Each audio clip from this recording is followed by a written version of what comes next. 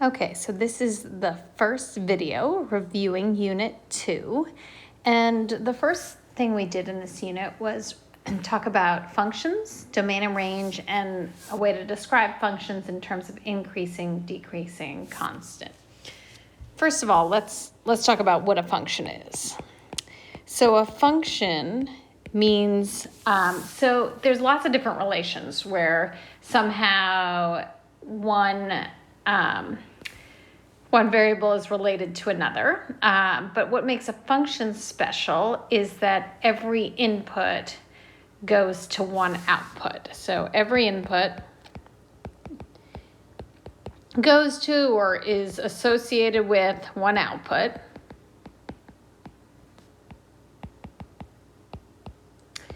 Now, that output doesn't have to be unique. So, for example,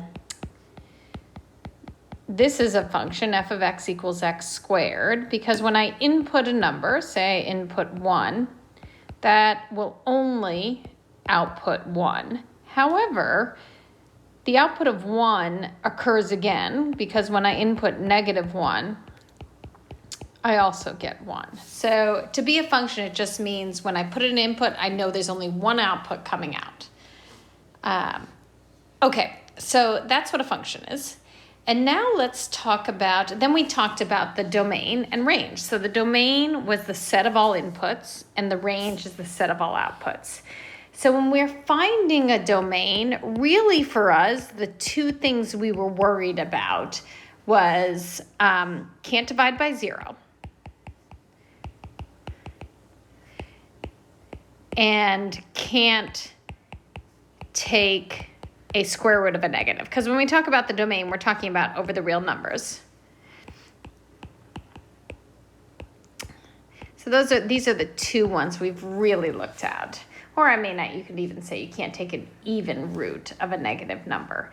So when thinking about the domain, it's helpful to think about what things can't be. The range often is trickier because, for the range, you're thinking the set of all outputs. And I always, and you're going to see in a minute when I go through some examples, I always think about, all right, what is changing here? And to look or to consider that, you always look at, well, where's the variable in this function? And some things to be mindful of is like x to any even power. So anything that's raised to an even power, like x squared, will always have an output of only 0 or positives. The same if I have something within an absolute value. The output would only be 0 to positive. So that's some limiting factors. And then we'll talk about a couple of others that occur. You sometimes have to do, particularly with functions that involves variables in a denominator, thinking about will it ever hit the extremes. Well, let's do a couple examples here with domain and range, and then I'll just talk about increasing, decreasing, and constant. So let's do this. Find the domain and range. Let's do a function involving square roots. So f of x equals 3 times the square root of,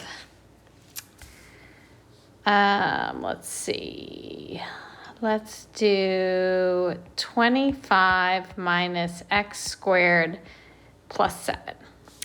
Okay, so let's start with the domain piece. So the domain piece is, I look at what things can't be.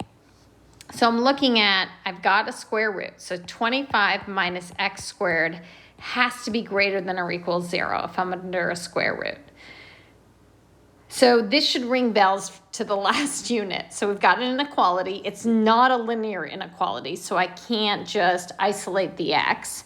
Instead, I want to do some sign analysis. So this is a difference of squares, and it factors to 5 plus x, 5 minus x. I need that to be greater than or equal to 0. So if I put on my number line 5 and -5, and I do some sign analysis, I quickly see that, okay, what's going to be positive is when I'm between -5 and 5, which if you go back to this problem here, many of you probably could reason that out, that I've got to be between negative and 5 in order to be greater than or equal to 0. So that's my domain.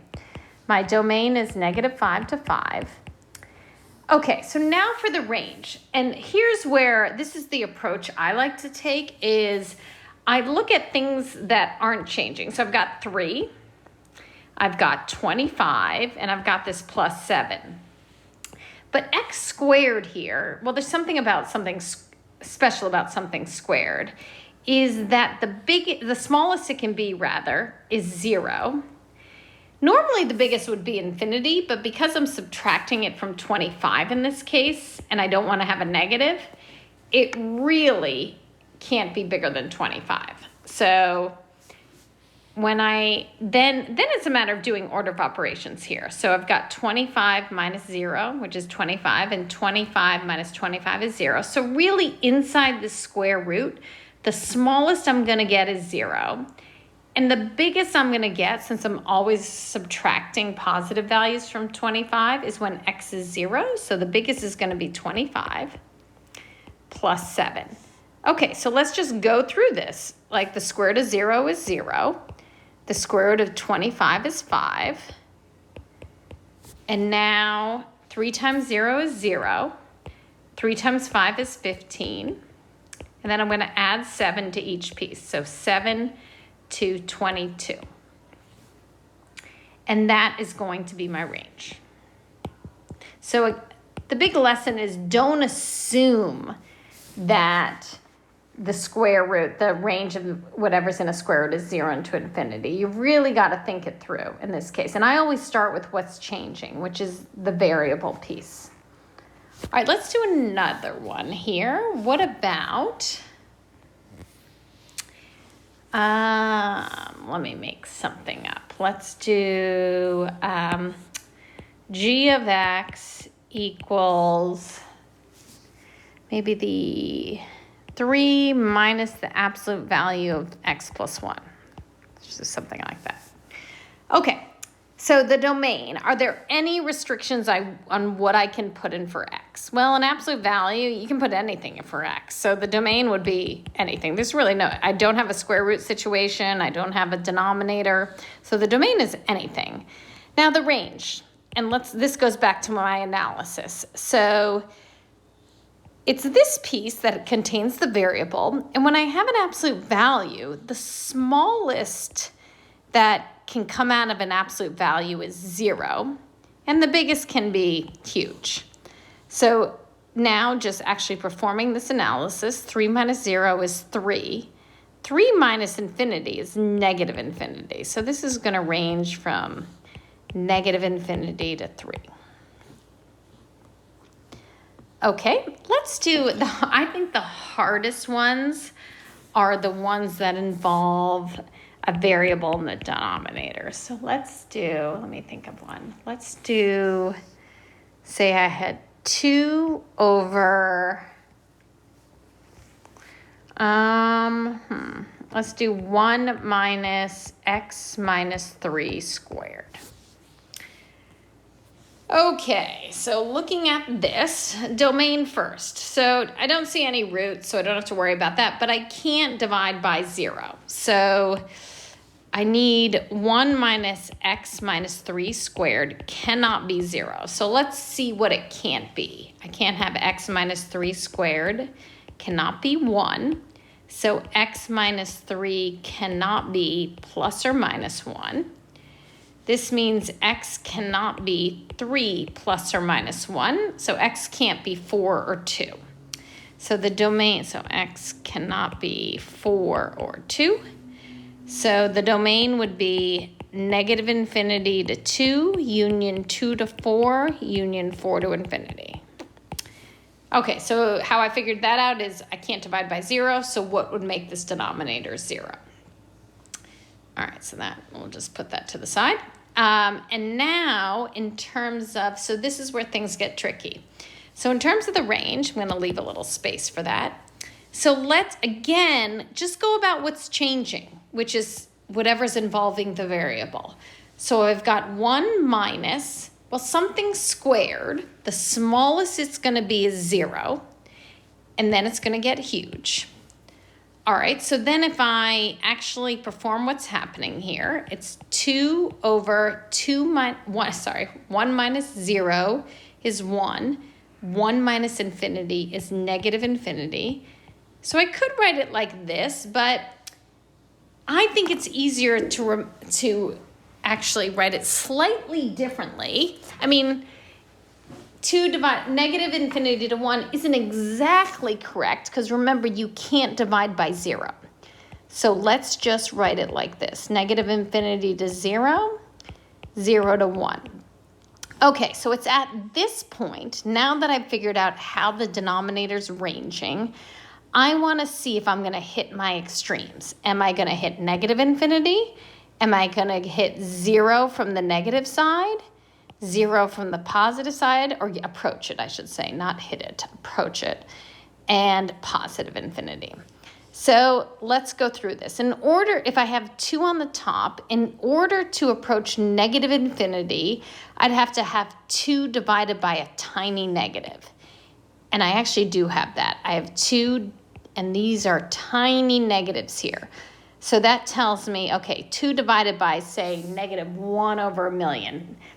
That's going to get pretty darn huge in the negative direction.